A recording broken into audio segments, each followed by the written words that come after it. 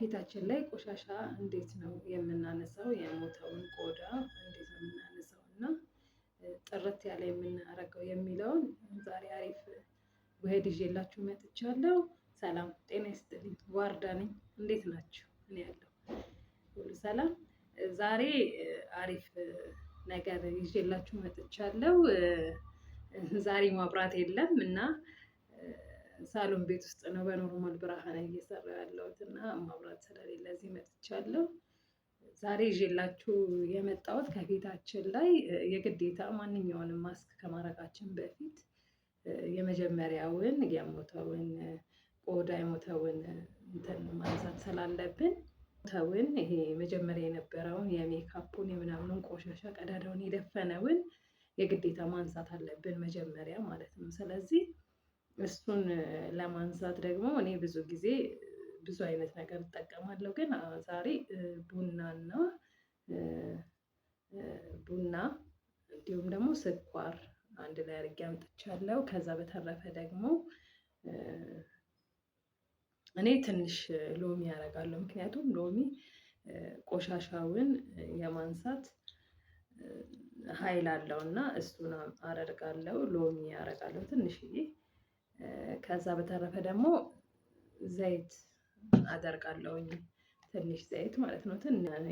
ይሄኛው ማለት ነው። አጠቃላይ ይሄን እንደዚህ አድርጋችሁ ይሄን እንዳለ እንደዚህ አድርጋችሁ ከዛ በቃ ፊታችሁ ላይ ማድረግ ማለት ነው። እንደዚህ ቀስ እያላችሁ መሬት እንዳይንጠባጠብብኝ እንደዚህ ላስቲክ ምናምን ላድርግና ከዛ ይሄኛው እንደዚህ ቅልቅሉ ማለት እንደዚህ አድርጋችሁ ዘይቱ ሞይስቸራይዝነቱን በጣም ፊታችሁ እንዳይለቅ ያደርገዋል። ከዛ በተረፈ ደግሞ እንትኑ ሎሚው ደግሞ ያለውን ቆሻሻ እንዲያነሳላችሁ፣ ቡናው ደግሞ በጣም ቆዳችንን በጣም ነው የሚያነቃቃው። እንደሱ አድርገን መጀመሪያ ቆሻሻውን ካነሳ ነው በኋላ ነው ሌላ ማስክ መጠቀም ያለብን እንጂ ይሄን ቆሻሻውን ሳናነሳው ዝም ብለን በላዩ ላይ ብንጨማምርበት ምንም ለውጥ አይታየንም። ስለዚህ ቆሻሻውን መጀመሪያ ማንሳት እናንተ የተመቻችሁን ብዙ ሰው እንትን ያደርግበታል። ምንድነው አላርጂክ ምናምን ይሆናል ሎሚ ምናምን ማለት ነው። ስለዚህ ሎሚውን ትታችሁት ቡናውን እንዲሁም ትንሽ ስኳር እና ዘይት ኮኮናት ዘይት፣ የለውዝ ዘይት፣ የሰሊጥ ዘይት ያላችሁን አርጋችሁ ፊታችሁን መጀመሪያ እንደዚህ አርጋችሁ ያለባችሁን የሞተውን ቆዳ አንሱትና ከዛ በኋላ ሌላ ማድረግ ትችላላችሁ። እና ዘይቱ ደግሞ ላይ ሆኖ እንዴት ማስክ እናደርጋለን ከሆነ ደግሞ አሁን ይሄን 5 ደቂቃ እንደዚህ አድርጌው ተነስቼ እታጠበዋለሁ ሙሉ ለሙሉ ማለት ነው። ከፈለኩ ለብ ባለ ውሃ ስታጠበው ዘይቱ ምንም አንድ ላይ ነው የሚሄደው። ግን በቃ በጣም ደስ ይላል። ሙሉ ለሙሉ እንደዚህ አድርጋችሁ ከንፈራችሁን የሞተውን ቆዳ ሙሉ ለሙሉ ሙልጭ አድርጎ ነው የሚያነሳው። ከዛ ሌላ ማስክ ስታደርጉ መቀበል ይችላል ቶሎ። በቃ የመቀበል እንትኑ በጣም አሪፍ ነው። እንደሱ አድርጋችሁ አድርጉ። ብዙ ስኳር ደግሞ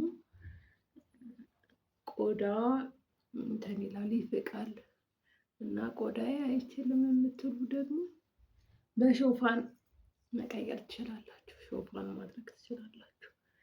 ብቻ ይሄ እዚህ ጋር እንደዚህ ጥቁር ቢወጣባችሁ፣ አንዳንድ ሰው ጥቁር በጣም እንዲህ ልጥፍ ያለ ነገር በጣም የሚያስጠላ፣ አንዳንድ ሰው ደግሞ እዚህ ጋር ነጫጭ ነገር ምናምን አለበት እና እነሱን ሁላ ለማንሳት በጣም አሪፍ ነው። ሰሞኑ በሌላ ቪዲዮ ድጋሚ ስመጣ እሱን ይሄን በምንድን ነው የምናነሳው የሚለውን ፈልጌ ለእናንተ ለቤተሰቦቼ ይዤላችሁ እመጣለሁ። ይሄንን ታጥቢው ደግሞ ሌላ ውህድ ስለማድረግ ተመልሰን እንገናኛለን ማለት ነው። ከዚህ በፊት የተቀባነውን ሜካፕ ክሬም ምናምን ሊሆን ይችላል ይችላል። የግዴታ በእንደዚህ አይነት እንትን ማጽዳት አለብን መጀመሪያ። እሱን ካጸዳ ነው በኋላ ነው ሌላ መጠቀም የምንችለው። እና እኔ አንድ 5 ደቂቃ እንደዚህ ላድርገውና ተመልሼ ታጥቤ እመጣለሁ። ጀምሮ በቃ ንጹህ ከመሆኑ ቆዳው ማለት ነው። የምር ምንም በቃ ቆሻሻ ያለበት ፊት ምናምን እንትን ጽድት ብሏል። ሌላ ነገርም ለመቀበል ዝግጁ ነው ማለት ነው። እና አሁን ደግሞ ሌላ ይዤላችሁ መጥቻለሁ። የዛሬውን ይሄ የሩዝ ዱቄት ነው። የሩዝ ዱቄት አለኝ እኔ የሩዝ ዱቄት ነው ይሄ። ከሱ ሌላ ደግሞ ትንሽዬ እርድ አደርጋለሁ እኔ ትንሽ እርድ።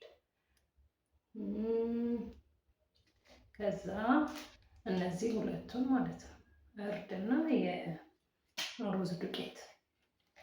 ከዛ እሱን መመጥበጫ ወይም እኔ የሮዝ ዋተር አለኝ እሱ ነው። ይሄ እቃ ላይ ገልብጬው ነው። ያው የልጆች ቤት ታውቁታላችሁ፣ ልጄ ስለሚሰባብር ለዛ ነው። እና ትንሽ እሱን አደርጋለሁ እኔ በጠርሙስ ላይ ስል ከሆነ ባገኘበት ቦታ ስለሚሰብረው ለዛ ብዬ እቃ ላይ ቀንሼው ነው። እና ይሄ የሮዝ ዋተር ወይም ደግሞ ሞያ ዋርድ ነው። እናንተ ግን በወተት ከፈለጋችሁ እናንተን በሚመቻችሁ፣ በተለይ ደረቅ ከሆነ የፊታችሁ ቆዳ በወተት ብታደርጉት ሞይስቸራይዝነቱን በደንብ እንደጠበቀ ይሆንላችኋል። ከዛ በተረፈ በውሃ ኖርማል ምንም ከሌላችሁ በውሃ ማድረግ ትችላላችሁ። ግዴታ በእነዚህ ነገሮች ምናምን አይባልም። በውሃ ማለት በጣም ቅጥን እንዳይልባችሁ፣ ውፍርም እንዳይል እንደ ክሬም አይነት እንዲሆንላችሁ። ለዛ ነው እኔ 10 የምጨምረው። ቅጥን ካለ አስቸጋሪ ነገር። ይሄው እንደዚህ ማለት ነው። እንደዚህ አድርጋችሁ ፊታችሁን ቅጥት ብላችሁ እስከ ግማሽ ሰዓት ማቆየት ትችላላችሁ። የምትወጡበት ጉዳይ ምናምን ከሌላችሁ በደንብ ማቆየት ትችላላችሁ እስከፈለጋችሁት።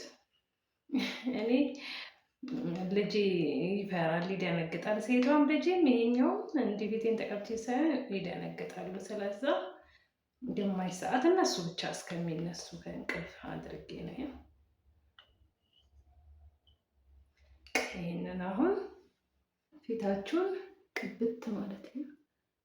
እንደዚህ ፊታችሁን ስትነኩት መጀመሪያ ተቅሺር ስላደረጋችሁለት ስላጸዳችሁት በጣም በቃ ደስ ነው የሚለው። ለመቀባት ራሱ ለእጃችሁ ስትቀቡት በጣም ደስ ነው የሚለው። እንደዚህ አድርጋችሁ ልጆቻችሁ እንደኔ ልጆች የሚፈሩ ፈሪዎች ከሆኑ እንትን በሉት በቃ ልክ ሲነሱባችሁ ሳያያችሁ ታጠቡ። የኔ ልጆች ያለቅሳሉና እንደዛ አድርጉ። ከዛ በተረፈ ኖርማል ከሆነ ልጆቻችሁ ምንም የማይሉ ከሆነ ረዥም ሰዓት ማስቀመጥ ትችላላችሁ። ምንም ችግር የለውም። ሁሉም ምግብ የሆነና ተፈጥሮ ነገር ነው ያደረግነው። የሩዝ ዱቄት በጣም በብዙ ሀገራት ለውበት የሚጠቀሙት ነው።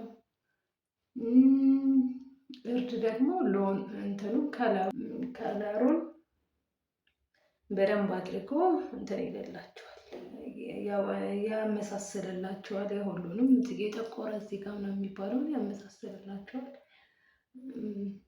ሮዝ ዋተር ለቆዳ በጣም ጠቃሚ ነገር ነው እና እነሱን አርጋችሁ እንደዚህ እስከ አንገታችሁ ድረስ ተቀብታችሁ ውድ እናቶችዬ እህቶችዬ እነሱን ነገሮች አርጋችሁ ተጠቀሙ እላለሁ። ቪዲዮውን ከወደዳችሁት ላይክ እንዲሁም ሰብስክራይብ እያደረጋችሁ ያላችሁን ሀሳብና አስተያየት ኮሜንት ላይ ጻፉልኝ።